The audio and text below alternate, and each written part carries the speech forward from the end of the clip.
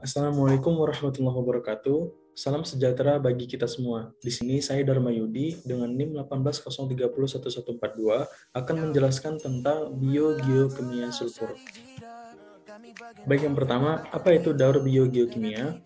Biogeokimia merupakan perubahan atau pertukaran yang terjadi secara terus-menerus antara komponen biosfer yang tak hidup dengan yang hidup.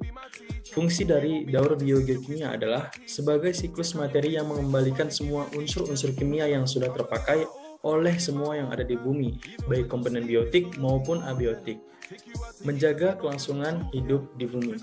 Lalu macam-macam daur biogeokimia yaitu yang pertama adalah daur nitrogen, daur karbon, daur air, daur sulfur, dan daur fosfor. Nah, pada video kali ini Dharma akan menjelaskan tentang daur sulfur. Apa itu daur sulfur? Daur biogeokimia sulfur adalah perubahan sulfur dari hidrogen sulfida menjadi sulfur dioksida lalu menjadi sulfat dan kembali menjadi hidrogen sulfida lagi. Sulfur di alam ditemukan dalam berbagai bentuk mineral, di udara, dalam bentuk gas, sulfur dioksida, dan di dalam tubuh organisme sebagai penyusun protein.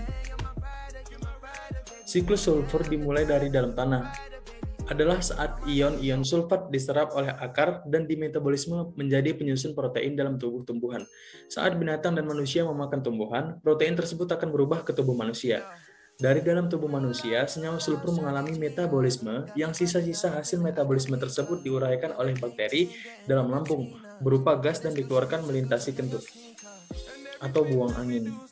Salah satu zat yang terkandung dalam angin yang kita keluarkan adalah sulfur. Semakin banyak kandungan sulfur atau di dalam buang angin kita atau kentut, maka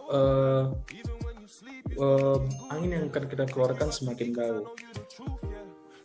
Nah, di sini adalah siklus sulfur, dapat kita lihat pada gambar. Nah, di sini sulfur banyak terdapat di kerak bumi. Sulfur dapat diserap oleh tumbuhan dalam bentuk sulfat. Sulfur diperlukan dalam sintesis senyawa protein. Lalu sulfat dalam tanah diserap oleh tumbuhan. Selanjutnya digunakan untuk sintesis protein melalui rantai makanan. Sulfur berpindah ke konsumen. Jika organisme mati, senyawa sulfur dalam organisme akan terurai secara aerob, membentuk sulfat kembali. Dan bila penguraian berlangsung secara anaerob, menghasilkan gas sulfur dan sulfida. Gas sulfur dan sulfida juga berasal dari hasil reduksi senyawa sulfur anaerob oleh bakteri produksi sulfur. Nah, lalu selanjutnya adalah oleh bakteri sulfur, gas sulfur dan sulfida di udara dioksidasi menghasilkan sulfur. Selanjutnya, sulfur dioksidasi lagi membentuk sulfat dalam tanah. Proses terjadinya sulfur akibat dari proses terjadinya pembakaran bahan bakar fosil batubara atau terjadi akibat adanya aktivitas gunung berapi. Lalu asapnya akan naik ke atmosfer atau udara. Sulfur oksida itu akan berada di awan yang menjadi hidrolidit air membentuk H2SO4. Selanjutnya, awan akan mengalami kondensasi yang akhirnya menurunkan hujan yang dikenal dengan hujan asam. Saat hujan terjadi, turunlah hujan asam membawa H2SO4 kembali ke tanah. Hal ini dapat menyebabkan perusakan batuan juga tanaman. Dalam daur belerang, mikroorganisme yang bertanggung jawab dalam setiap transformasi adalah sebagai berikut. Yang pertama, H2S menjadi H2S, lalu SO4 menghasilkan bakteri sulfur tidak berwarna hijau dan ungu. Sedangkan SO4 menjadi H2S atau reduksi sulfat anaerobik bakteri Desulfovibrio. Yang ketiga, H2S menjadi SO4 atau pengoksidasi sulfide anaerobik atau bakteri Thiobacilli.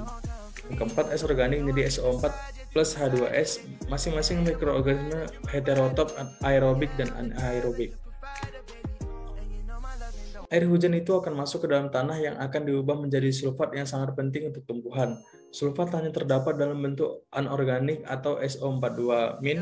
Sulfat ini yang mampu berpindah dari bumi atau alam ke tubuh tumbuhan melalui penyerapan sulfat oleh akar. Sulfur akan direduksi oleh bakteri menjadi sulfida dan berbentuk sulfur dioksida atau hidrogen sulfida. Terima kasih. Berikut penjelasan yang dapat saya sampaikan. Lebih kurang saya mohon maaf. Wabillahi taufiq wal hidayah. Wassalamualaikum warahmatullahi wabarakatuh.